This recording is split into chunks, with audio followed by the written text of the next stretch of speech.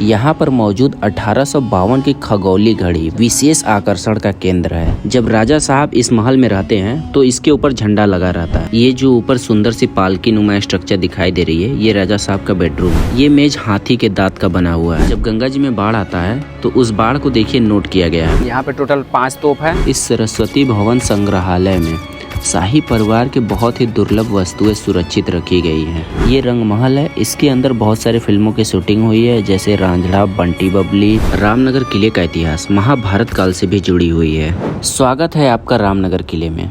आज हम जानेंगे इस किले का इतिहास, इसके निर्माण की कहानी, काशी नरेशों का उदय, ब्रिटिश शासन के साथ उनके संबंध, विश्व प्रसिद्ध रामनगर रामलीला और उनके दुर्लभ खजानों के बारे में जो आज भी इस किले की दीवारों के भीतर सुरक्षित हैं। सबसे पहले जानेंगे किले के पहले का इतिहास, काशी राज्य का उद्गम कैसे हुआ।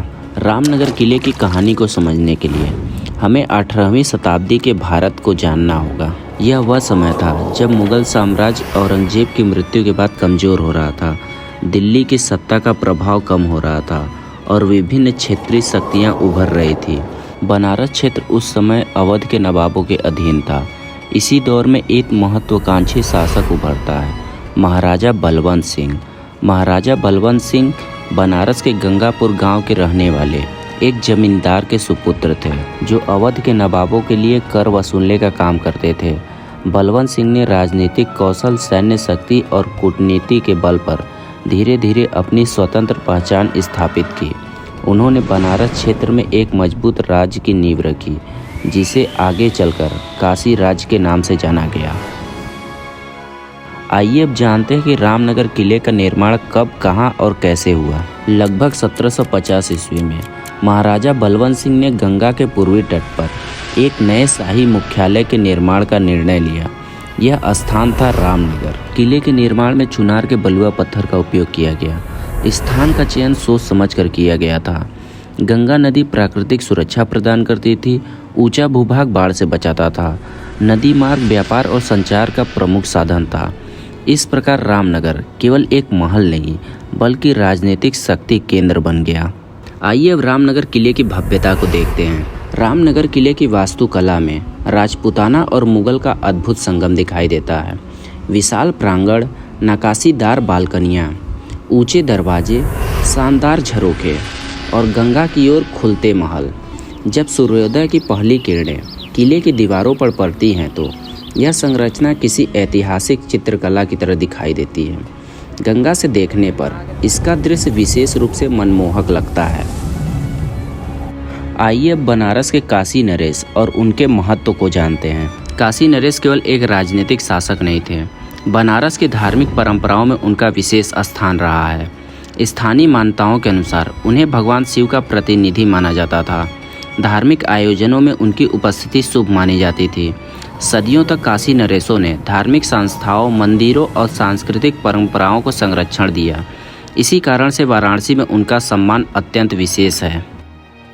आइए अब रामनगर किले के अंदर चलते हैं और यहाँ पे मौजूद संग्रहालय के रहस्य को समझते हैं। तो यहाँ पे टोटल 7 आंगने हैं, जिसमें से आप देखिए इस पहले आंगने में बिना टिकट के भी घूम सकते हैं। इस किले के अंदर घूमने के लिए आपको पर पर्सन 80 रुपये, यदि आप फॉरेनर हैं तो आपको 250 रुपये पे करने होंगे, तब आप इसके अंदर म्यूजियम और इस पूरे किले को घूम सकते हैं।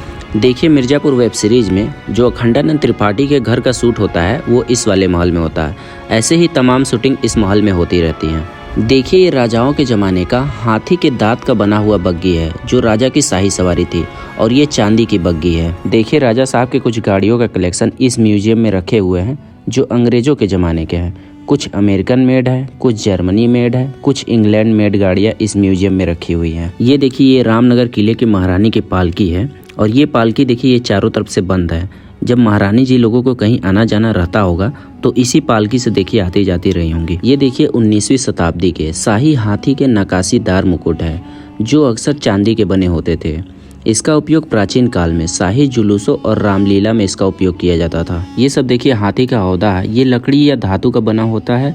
इन पर सोने व चांदी की कीमती नक्काशी और रत्नों से सजाया जाता है। ऐतिहासिक रूप से इसका उपयोग शाही जुलूसों, शिकार या युद्ध के दौरान राजा और रानी को ले जाने के लिए किया जाता था। इस किले में शस्त्रागार कक्ष में प्राचीन हथियार, भालों, कटारों और तलवारों की एक बड़ा संग्रह मौजूद है। यहाँ केवल न कि भारतीय, विदेशों जैसे वर्मा, जापान और अफ्रीका की पुरानी और आयातित बंदूकें प्रदर्शित की गई हैं। शाही वस्त्र में इनमें बनारस के राजाओं, रानियों और राज परिवार द्वारा पहने जाने वाले पारंपरिक और भव्य परिधान प्रदर्शित हैं।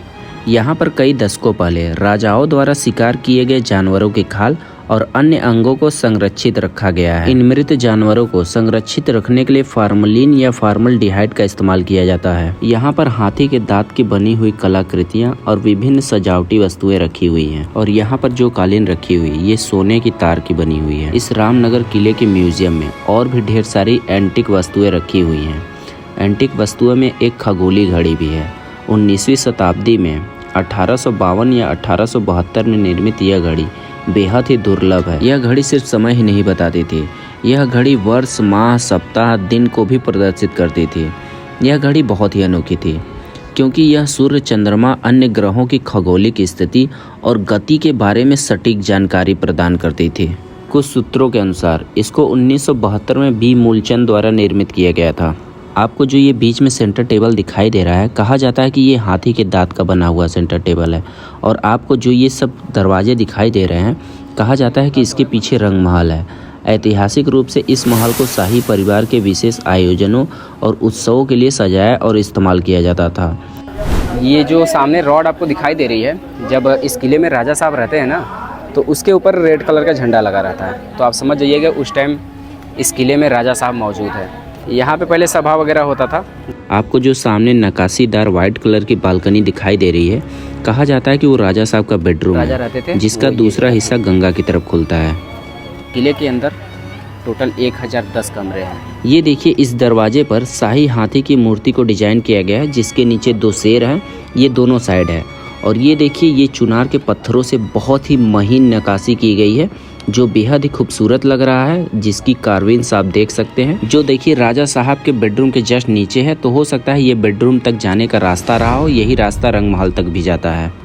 आइए अब आपको रामनगर किले में उस प्लेस को दिखाते हैं जिस प्लेस के कारण यह किला महाभारत काल से जुड़ा हुआ है। लेकिन उससे पहले हम आपको एक अनोखी जगह दिखाते हैं, जिसको आपको बहुत कम लोगों ने दिखाया होगा। और वो देखिए, यही जगह है।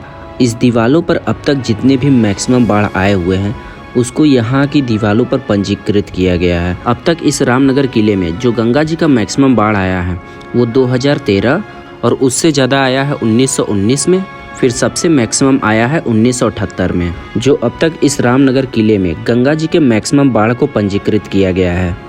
अभी हम लोग देखिए किले के पीछे वाले हिस्से में आ गए हैं, जहाँ पर महर्षि वेद व्यास जी को समर्पित एक मंदिर है। पौराणिक मान्यताओं के अनुसार महाभारत काव्य के लिखने वाले वेद व्यास महाभारत काल में रामनगर क्षेत्र में रहते थे और ध्यान करते थे। इस किले के निर्माण से पहले और 18वीं शताब्दी तक के काल में इस पूरे क्षेत्र को व्यास काशी के नाम से जाना जाता था, जो वेद व्यास के इस गहरे संबंध को दर्शाता है। आइए जानते हैं कि रामनगर किले में व्यापारिक मार्ग कौन सा था। गंगा नदी पर स्थित होने के कारण नाव और स्टीमों के माध्यम से जल परिवहन का उपयोग करके सामान और उत्पादों का आवागमन और व्यापार किया जाता था। ये भी एक देखिए महादेव का मंदिर है, जो काफ़ी प्राचीन है। इसमें जो मूर्तियां हैं वो बेहद ही प्राचीन समझ में आती हैं। इस रामनगर के क्षेत्र में प्रसिद्ध दुर्गा माँ का मंदिर, छिन्नमस्तिका मंदिर और दक्षिण हनुमान मंदिर जैसे अन्य प्राचीन धार्मिक स्थल मौजूद हैं। ये किले का दूसरा गेट है, पहला वहाँ था, ये दूसरा। इस रामनगर किले के अंदर कुल 9 तोपों को सुरक्षित रखी गई हैं। मुख्य द्वार पर दोनों साइड 2 तोप रखी गई हैं। बाकी के 7 तोप किले के अंदर स्थित हैं, लेकिन आपको सिर्फ ये 5 ही देखने को मिलेगा। इस तोपों की सबसे बड़ी खासियत यह है कि ये आज भी उसी तरह काम करती हैं जैसे महाराजाओं के समय करती थी। इन तोपों को अलग अलग समय में डिजाइन किया गया है। इसको 1865 में बनाया गया है और जो कोने में रखा है उसको 1859 में बनाया गया है। रामनगर किले की रामलीला अपने ऐतिहासिक भव्यता, 31 दिनों तक चलने वाले विस्तृत मंच और यूनेस्को के सांस्कृतिक विरासत में शामिल होने के लिए विश्व प्रसिद्ध है। 1830 में काशी नरेश महाराजा उदित नारायण सिंह द्वारा शुरू की गई यह रामलीला आज भी अपनी प्राचीन और पारंपरिक शैली में खेली जाती है। आशा करता हूं दोस्तों कि आपको हमारा ये वीडियो पसंद आया होगा। यदि आपको ये वीडियो पसंद आया तो प्लीज़ वीडियो को लाइक, शेयर, सब्सक्राइब और कमेंट करना ना भूलें। और साथ ही में आपको कोई राय देनी हो तो प्लीज़ कमेंट करके ज़रूर बताएं। अभी के लिए अलविदा लेते हैं दोस्तों। जय हिंद, जय भारत।